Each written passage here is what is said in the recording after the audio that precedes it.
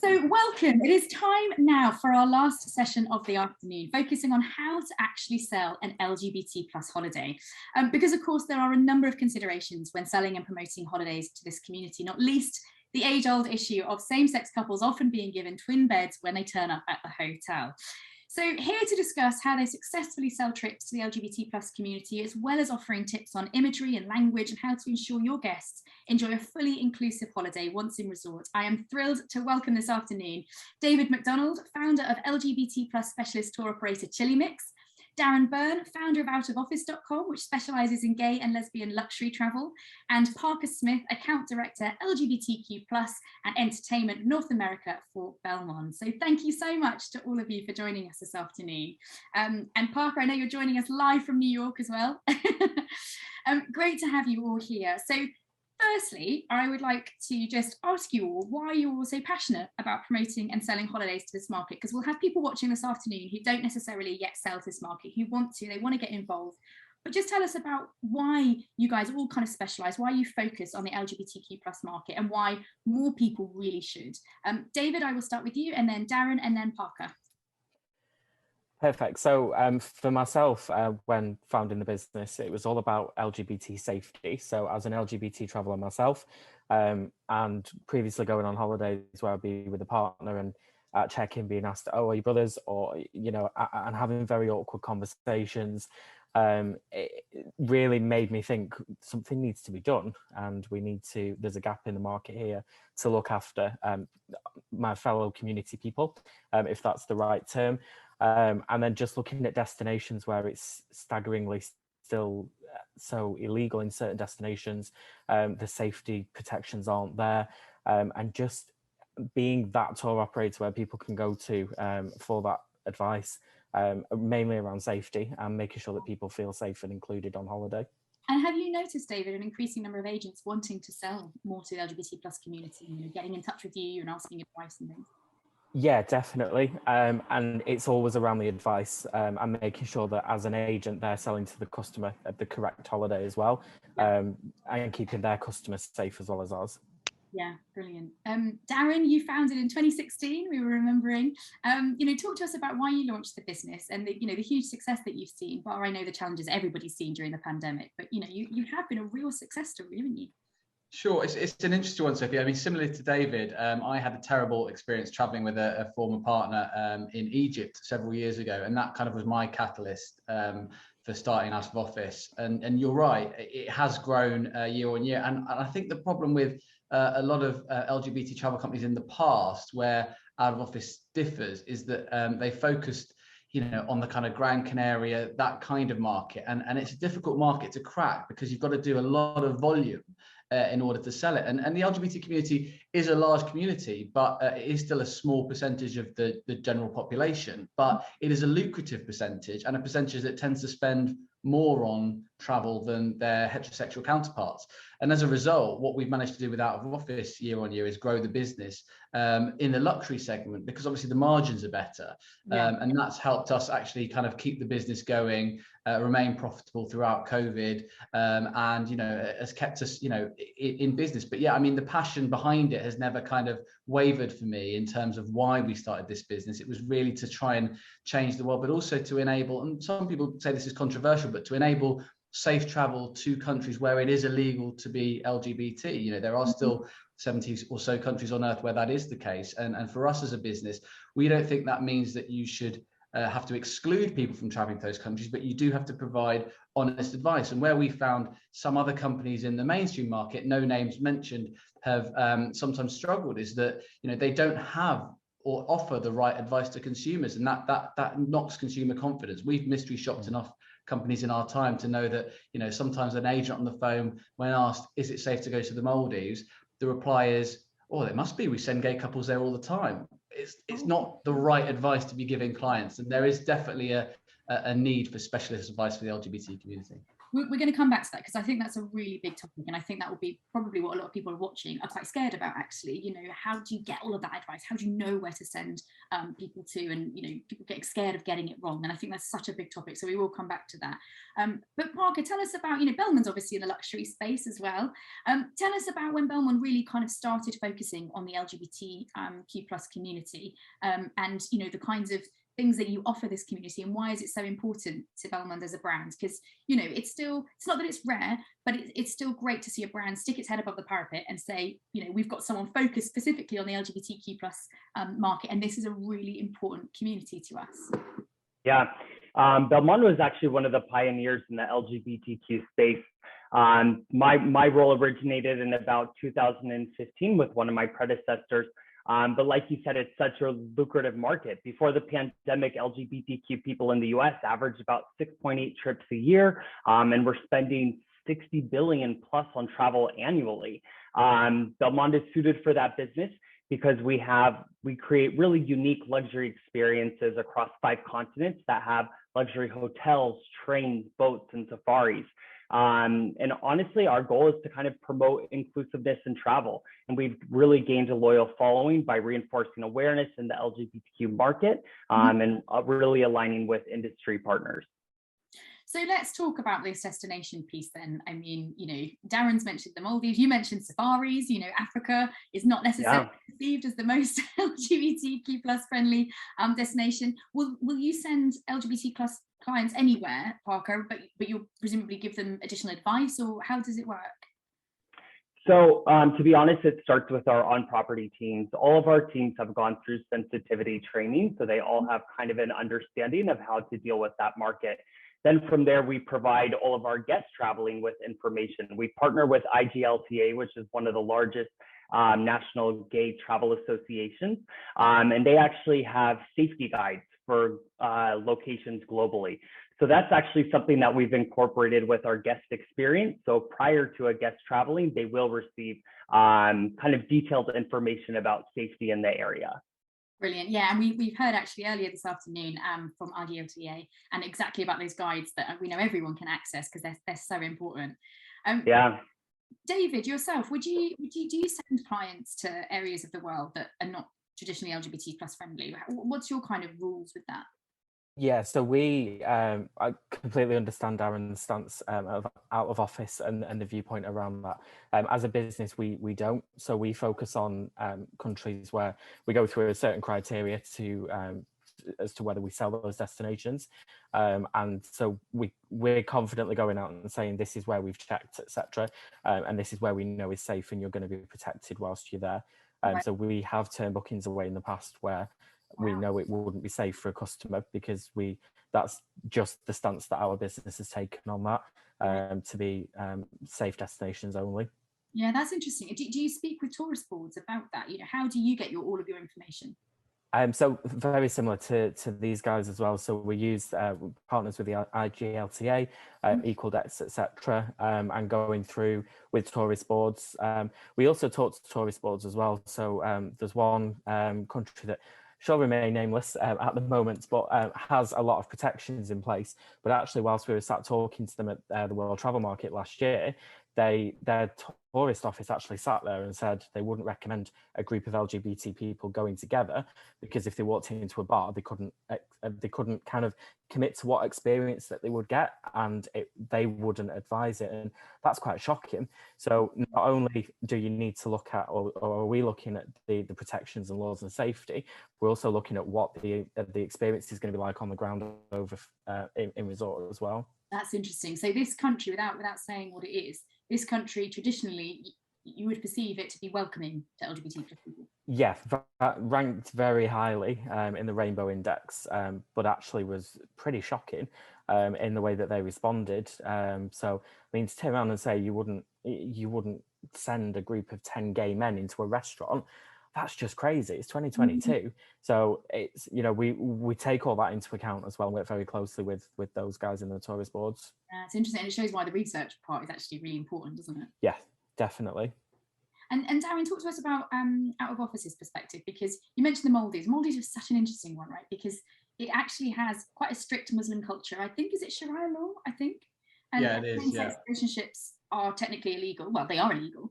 But certain islands, certain resorts, you're absolutely fine going to if you're an LGBT plus person. Is that right?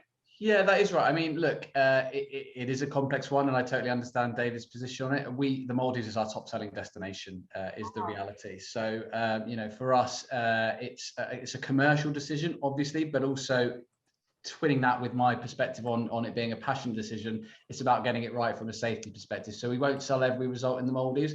I've been to quite a few resorts in the Maldives in my time, and I had a particularly bad experience at one, and we won't sell it. It's as simple as that. So for us, really, yeah, Sharia law is the official law. Technically, therefore, it's also illegal to drink alcohol in the Maldives. But obviously, everyone who goes to the Maldives drinks alcohol. It's their honeymoon, and the resorts sell alcohol. So it is a really nuanced approach, and I think that's probably where I imagine some of your viewers on this session hopefully can learn a bit, because it is a nuanced approach, and there isn't a one size fits all. And we do get customers that come to us, like David, who say, you know, I don't want to go to a country where it's illegal at all. I want to be absolutely welcome. Great. Well, there's plenty of options for that. But then we get other customers who do want to go to those countries. And so for me, it's really much about, you know, making sure we can offer that product in the safest possible way. So we'll partner with DMCs that understand our audience, understand our niche, have worked with our niche. We'll partner with hotels that have gay managers. There are, believe it or not, plenty of hotels in the Maldives with LGBT managers and staff. And that helps massively, right? It is difficult though, because, you know, tourism, sometimes a blind eye is turned for tourists when it comes to the law. And I don't necessarily agree with that. That's a very complex web in its own right, how locals and tourists are treated differently. My personal belief is that for LGBT people to make changes around the world, we need to be seen in these places in the safest possible way, because there could be a gay member of staff who, you know, really values seeing a gay couple from the Western world in that destination. It really gives them hope and positivity. So, you know, but it is a nuanced approach, and there's not a one size fits all approach. That's why we offer a much more consultative approach with our clients to try and find out the best way forward for them. And how do you identify them in a country, say, you know, not just the Maldives, say Jamaica or elsewhere in the Caribbean? Do you have direct conversations with hoteliers to say, look, we specialize in LGBT plus travel, we will be sending guests to your hotel. Are you open and accepting? Yes, absolutely. So, you know, there's a hotel with a gay manager in Jamaica, for example, that we work with very closely. But yes, there are conversations that have to be had. And I think it helps. Our sister site is travelgay.com. And that helps a lot, because we've got a massive network of hotels that we work with on that side of the business, in terms of hotels that proactively reach out to the LGBT community. And I do think it is a stepping stone. When a hotel or a member of staff from a hotel is reaching out proactively wanting to work with the LGBT community, doesn't necessarily mean that every single box is going to be ticked, but that is a very good starting point to show that, you know, they are welcoming and they want to try and do the best. A bit like, you know, Belmond's brand, you know, they clearly want to welcome the LGBT community and do a very good job of it. Yeah. Do you have to, and this applies to all three of you, do you have to give advice and guidance to customers that, you know, perhaps don't hold hands in this destination? Is that? Yeah, all the time. I mean, especially, you know, 80% of our clients are from the US market. The US market is our predominant market in terms of our customers. And so for us, the American traveler is sometimes a bit more nervous about traveling than the international or the European traveler. And so for them, it is about offering advice. You know, they may never have traveled to Europe before. They may never have traveled to places in the Far East before. And so, yeah, they're definitely looking for advice. They can be a more demanding client too. So, you know, if you're thinking about getting into that market, you just need to think about how you approach that market, because they've got very high service level expectations, as they should have when they're spending the kind of money that they are. But yes, it really is an approach that we take. Okay, and Parker, with your guests and with the properties that you have, you said you run sensitivity training. Do you do that with every single property? And, you know, obviously you specialize in trains and tours. Do you do that with every single person that works with Belmond? Is that kind of par for the course, or is it just certain properties and things that you'll recommend to the LGBT plus community? So it's actually part of our HR development. In 2022, we're actually going to be partnering with IGLTA again for further development in that sector as well. So we're super excited about that collaborative partnership. Wow. And so do you have a policy then? So if a guest has a negative experience in resort, what is the policy of Belmond? Because that's just as important sometimes, isn't it? It's how a brand reacts, you know, if somebody does have a difficult time.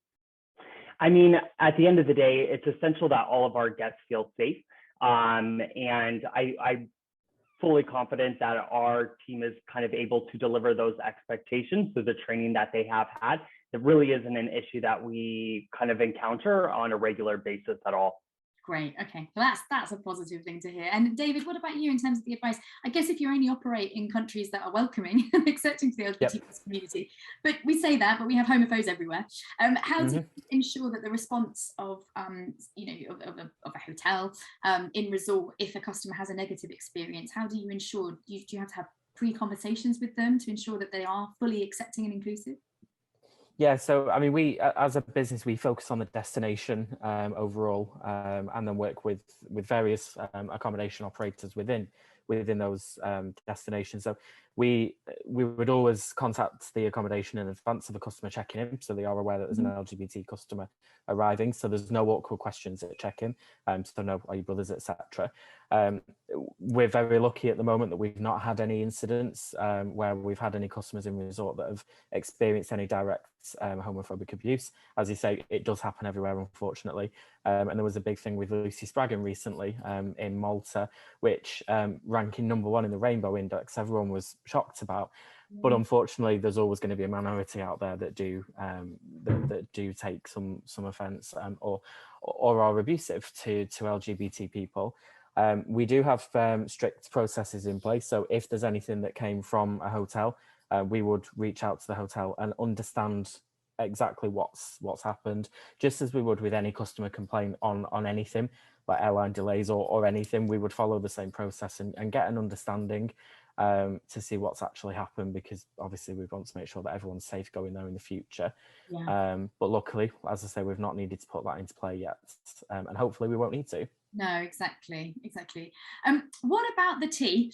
Because, we talk about LGBT, but often people really do focus largely on the gay and lesbian community, but the transgender community is just as important, and it can sometimes be overlooked. So just curious if any of you guys have done any specific training. Is there any training modules that you recommend? I don't know if Parker, perhaps that's something that the IGLTA are doing with you, and how do you kind of cater for the trans community?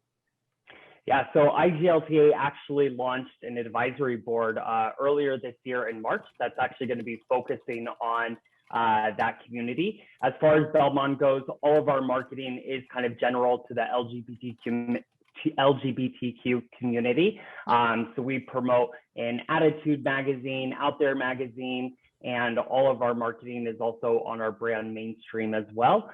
So it is for the community as a whole, but definitely we need to be making kind of more strides with each sector as well. Yeah, I think there's a sort of acceptance of travel that we need to do more, for the transgender community. David, I saw you nodding at that point. Do you guys have many experts in this area at all? So it's something that we've actually just started a project on. So we're going to be launching a big training program for the trade through OTT. And again, like Parker said, they're very underrepresented, and it's quite a difficult area of the LGBT community to understand what points we need to change in the way that we sell and the advice that we give, because every transgender person is different depending on what level of the journey that they're going through, what laws around passport documentation, travel documentation, what is and isn't accepted. And it's a huge piece of work. We're working with the trans community on this, where we're working with some people within travel and the trans community together, which is great. To get a real understanding, and then like I say, we're just starting that process now of putting that training together, but it's a big journey for us. It's also very interesting and a learning curve for myself as the G of the LGBT. You don't realize how vast everything is and everything that people go through and all the challenges. Yeah, and there are a lot of challenges. That's great that you're working with the trans community though. Yeah, definitely, and it's the only way that we can do it. Really, we need to get their feedback as to what they look for, and then we can help put that in place. Yeah, Darren, do you have many trans customers at all, or is it not as big a market? We don't have many trans customers. Interestingly, I'm quite uncomfortable about the fact we rank #1 on Google for the search term transgender holidays. We have a page about it, but I do, it is a difficult market to tackle. And I think, to David's point, made perfectly, is that it's a very different kettle of fish that you have to think about when you're thinking about, traveling through an airport, passport control, that kind of stuff.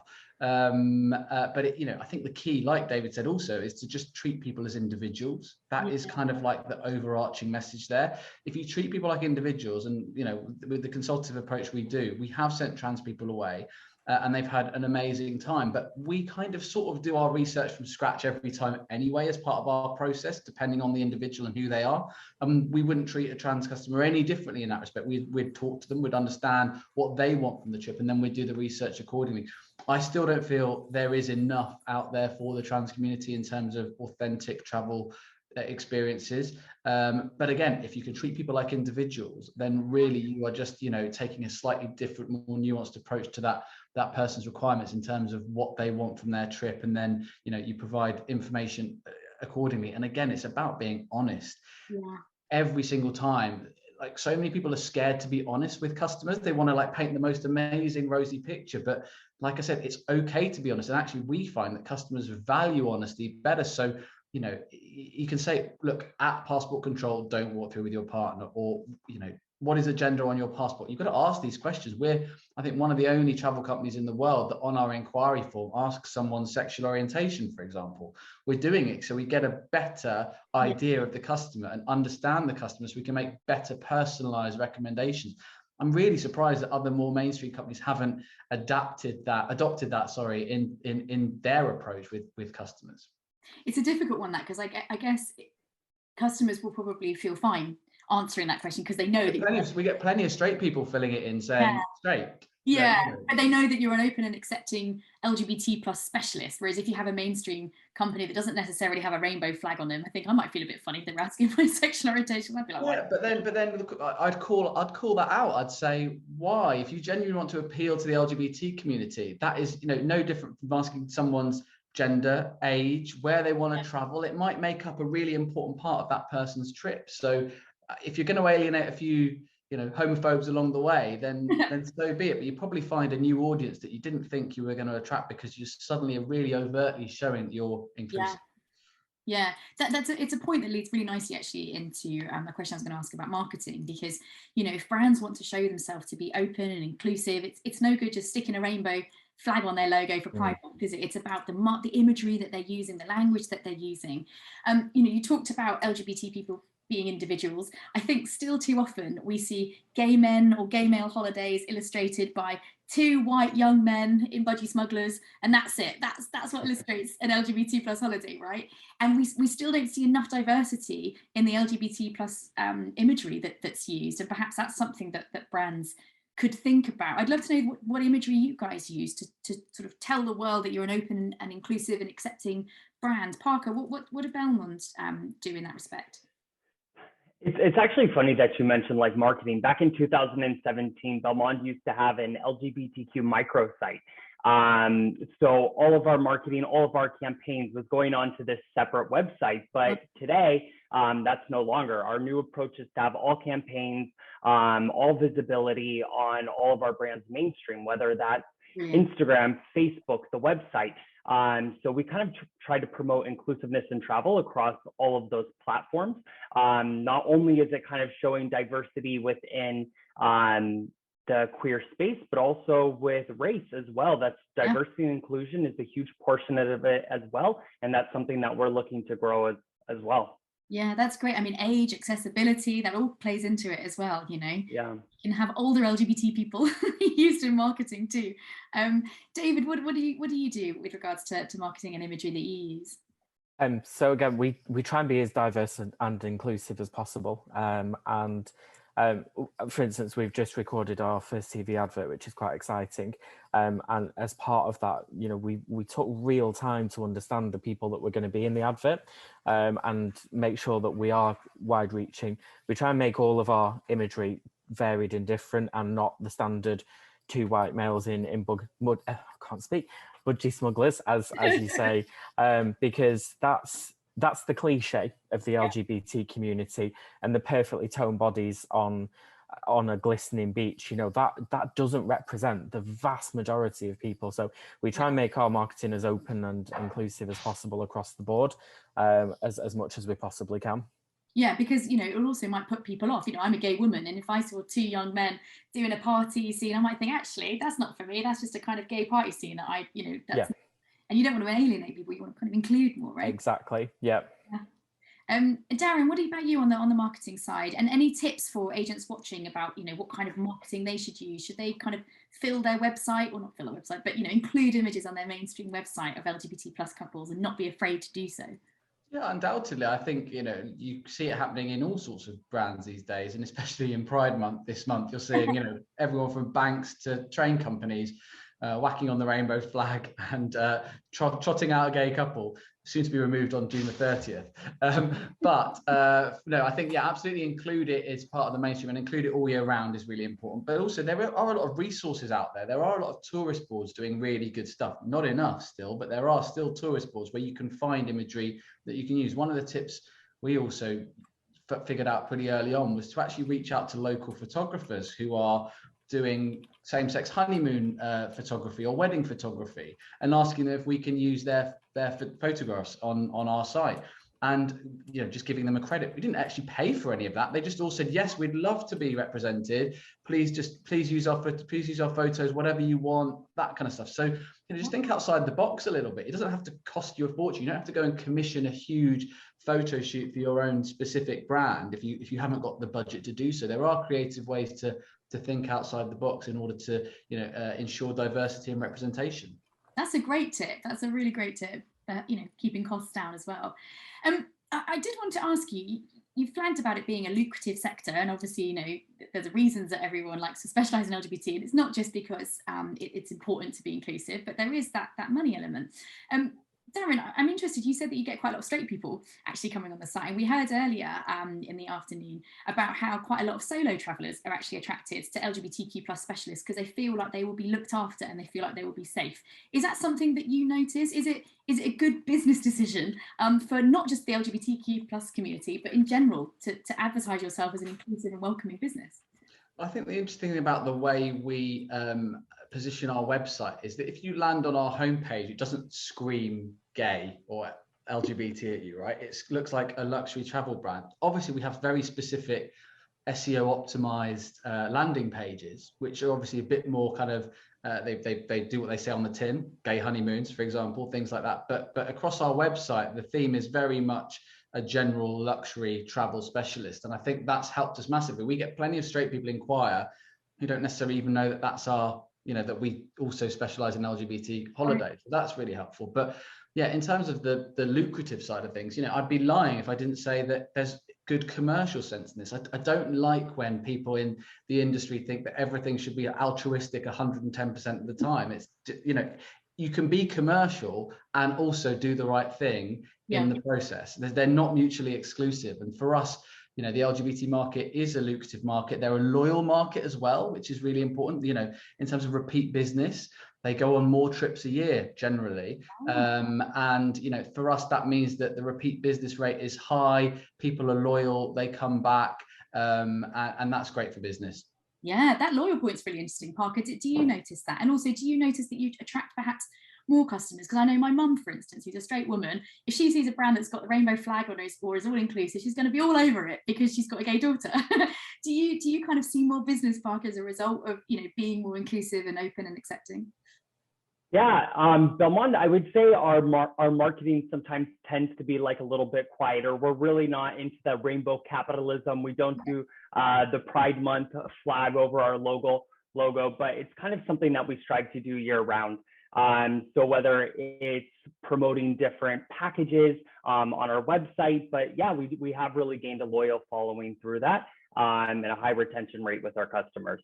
Yeah, and that solo traveler piece, I don't know if, I mean, presumably you're kind of quite popular necessarily with solo travelers anyway, but do you think that that's an important point, that actually solo travelers might feel more safe to book with an LGBTQ plus specialist because they feel that they might be protected and looked after? I mean, definitely. It's incredible just the resources that from an LGBTQ advisor that they can provide. I personally have one. He's been incredible. He's been my advisor for the past 4 years. And my best friends, I've introduced him to him, and it's changed people's travel experiences. It's essential. That's brilliant. David, I assume you probably only get LGBTQ travellers booking with you, but presumably you get a real range of families or couples. Is that fair to say, or do you predominantly get kind of groups? Or? So first of all, we do actually have some non-LGBT customers that book with us, yes. And again, I think when Darren was talking about commercially, because we're more mainstream market, they're more price-driven customers that have booked with us.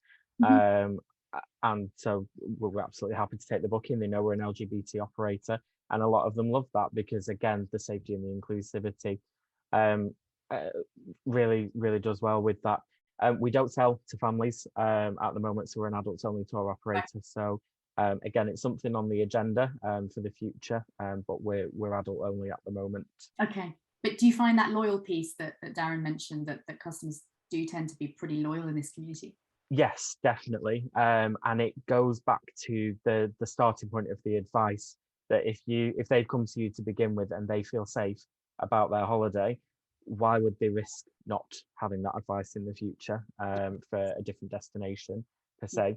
I think the challenge that we as a business may find in the future versus something that out of office might not find is because we are more mainstream, and once someone's been to a destination and they're happy with it, it will be a bit easier for them to jump onto a mainstream tour operator and go back to Gran Canaria or Spain or somewhere. So again, we've probably got a little bit of work to do on how we retain our customers in that respect. But again, it's just about the service and the advice that you give all the way through from start to finish. Yeah, it's that advice piece, isn't it? And knowing that they book with you and something does happen, that they've got someone who's got their back. Okay. Exactly. Yeah. Point, isn't it? Yeah. And of course, it makes good commercial sense. Back to Darren's point. Yes.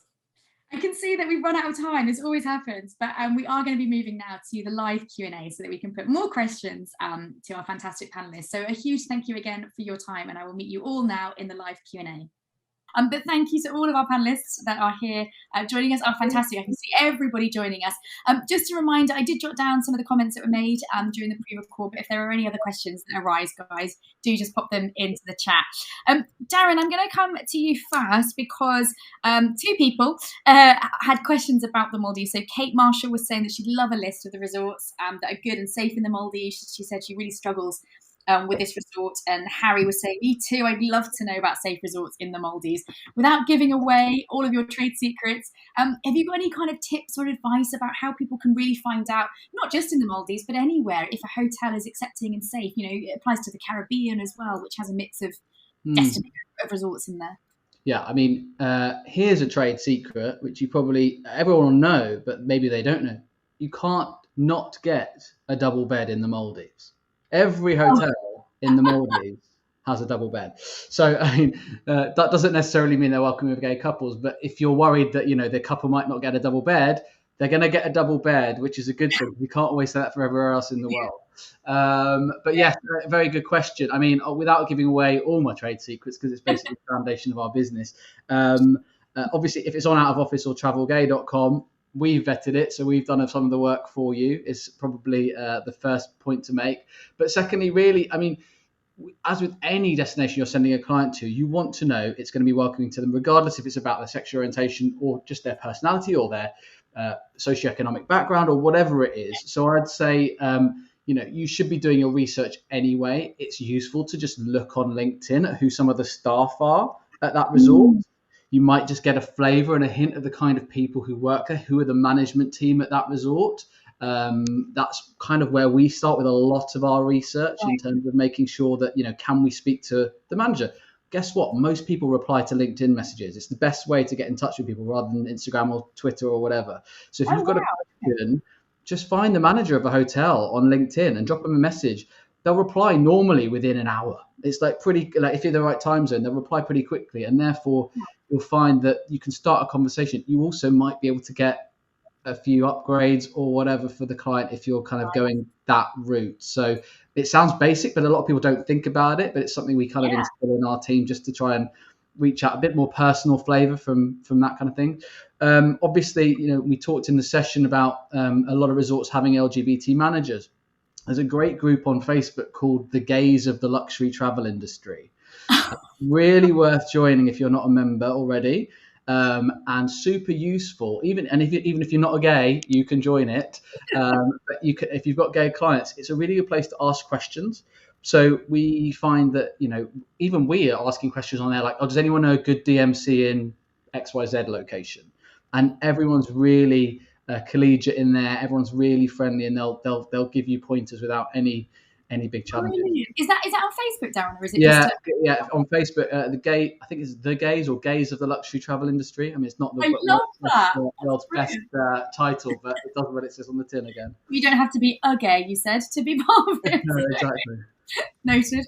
Fantastic. I love that LinkedIn tip too. I would have just thought maybe pick up the phone or email the hotel. I didn't even think of LinkedIn, which is mad. Of course, we should think of LinkedIn. And Paige has said, I love that about the LinkedIn tip, which is fantastic. Thank you so much, Darren. That's really helpful. Yeah, I appreciate that because we don't want you to give away all your trade secrets. David and Parker, it's kind of more a comment really, which I'd love to put to you guys. So we've had a lot of discussion this afternoon about imagery and the use of imagery, and you know how important it is for brands to be able to say, look, we're open, we're inclusive, we're representing of the industry. Colin has said, he's kind of sort of pointing out that imagery does have to be reflective of the product, or else you kind of risk misrepresentation. He says if brands are being bold with imagery, that has to be reflected in the delivery of the service in order to maintain trust, which he says has already been burned by the cash versus credit refund saga and all of the issues that we've had during the pandemic. So really, I guess my question is, how do you ensure, you know, both of you kind of are really going out there? Obviously, Chillimix specifically predominantly targets the LGBTQ community. Parker, you target everybody, but you know you do have a real focus and passion for the LGBTQ community. How do you ensure that you are able to back up that your products are safe? That, you know, and I appreciate we talked about the fact that you can't guarantee a destination is safe, but you can guarantee that the reception will be safe and supportive if somebody has a negative experience. So, David, firstly to you, how do you ensure that the hotels, for instance, that you work with are going to be fully supportive if a customer did encounter a difficult situation?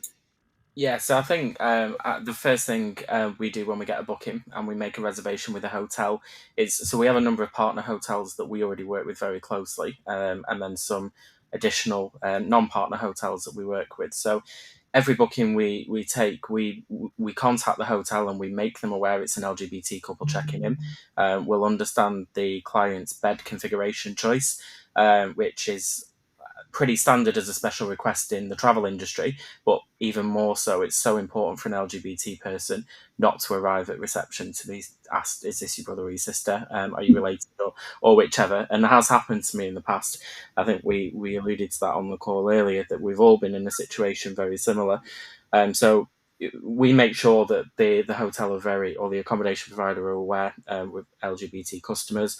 And that gives us a sense straight away by how fast the accommodation provider responds to us, what they say, their tone of voice, their language, and that's the initial thing that we would do. If we ever got to a stage that anyone felt uncomfortable in a hotel, then we would review that relationship with the accommodation provider, so it didn't happen to anyone else. Right. It is obviously a tough gig because the hotel can't be responsible for the guests that are in there, unfortunately, and we do find that there are instances around the world of homophobic abuse, etc. So it's a very fine balance, but we generally find that everyone that we work with is inclusive. Right, brilliant. And Parker, I know it's a bit different because you obviously own the hotels that you work with and the kind of rail products. Do you ask customers though, if they're, you know, the same way that Darren asks his customers, are you LGBTQ? How do you identify? Do you ever kind of collate data on that with your customers? Or do you not need to because you train everybody, you just know they're going to have a good experience? Yeah, so I guess for us, it's a little bit different. Like you said, we do own our hotels, but the message and the resources that we provide our hotels, obviously, if I'm dealing with my hotel in Mexico, Riviera Maya Maroma is known as a gay-friendly destination. If I'm dealing with Myanmar in Burma, we understand that same-sex is illegal there right now. So the imagery that we put out kind of does have to set to those expectations. And that's kind of the story that we tell our travel advisors too. We do provide the information, we do provide the resources, but like I said before, all of our staff does go through intensive training, and they are welcoming to those guests. And that is something that we do support, definitely. So you're kind of mindful of the destinations that you're promoting. You wouldn't have a same-sex couple image for Myanmar, for instance, because that would be totally. And honestly, and it's you have to talk to on our end, we have to talk to our properties too. Again, those are completely different conversations. Yeah, sure. And Parker, while I've got you, I mean, we had a question earlier this afternoon. Someone was asking for tour operators that are LGBTQ friendly, and I said, don't worry, we've got that coming up. But are you able to just share, do you have any resources or anything on your website that travel agents can use that perhaps reference specifically LGBT plus materials that agents could tap into at all to find out a little bit more about, your inclusive product? To be honest, on our website, we used to have a microsite years ago, but again, we kind of deterred away from that because we kind of wanted all of our imagery and marketing to be on our main page. We don't promote any agencies on our website. For that, I always look to our incredible partners like IGLTA, which lists a number one of our great partners like Zoom Vacations, Source Journeys, and these are kind of our partners that we work with on a regular basis. Okay. And David, same question to you. I know you've been forging lots of relationships with travel agents, haven't you, in recent months? Yes. And we certainly had some love for you earlier, but just, talk to us about, what resources you have for travel agents and the fact that you're looking, I think, to partner with new agents all the time. Is that right?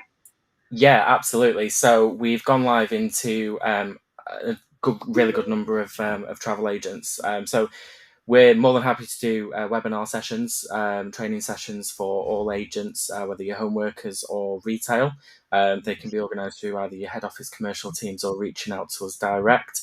We're currently just putting together a full training program with OTT, which is around LGBT travel, but not just around our own products as well. So we're really keen on getting the message out there that it's how to sell to an LGBT customer rather than it being just product specific to us.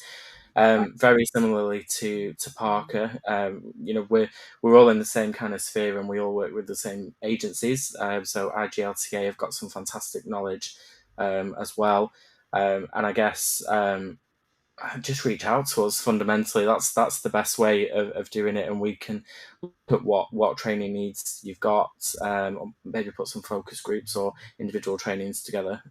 More than happy to do anything like that. Fantastic. And Aaron has said, is the agent section of Chillimix live yet, or is there a date set? I think you just said has it just launched? Is it launched? Yeah, so we've gone live into the Advantage Travel Group, Hayes Travel, Retail and IG and Home Workers, IntelliTravel are all fully live. We've got commercial agreements in place with PTS as well and a number of other consortiums. So Aaron, if you want to pop us an email, we can absolutely get something pushed forward for you. But we are live to the trade now.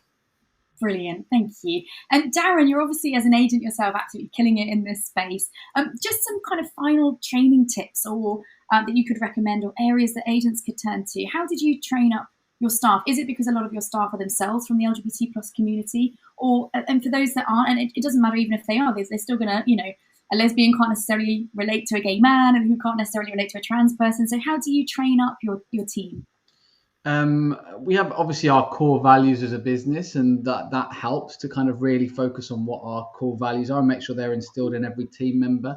But I'd come back to the point I made in the session earlier around making sure that you're treating your customers as individuals. If you do that every time, and I'm sure they're probably preaching to the converted here, the fact that people are on this conference and the fact that they're agents means they're probably already doing this. So I don't have some kind of magic sauce to sprinkle on things here, but treating people like individuals really is where we just get that into every single mindset of all of our team. Obviously fam trips are important, obviously product breakfasts are important, speaking to tourist boards is important, and you get a flavor from the people that work in the industry. I know David mentioned on the session that he had a meeting at WTM with the tourist board where he was surprised by some of the reactions. I mean, it's true. Like, you do get a flavor of destinations by the people that work there. And whilst that's not exclusively a way to vet a destination by any means, forging the connections with locals and people on the ground is super, super important. For us, it's about speaking to, we do a lot of private gay guides for our customers. So we find and we reach out to really high-end individual gay LGBT guides in destinations to do private tours, and they are on the ground. They're going to be far better than us at telling us and teaching us about their destination. So having those kind of contacts is super useful if you can forge them.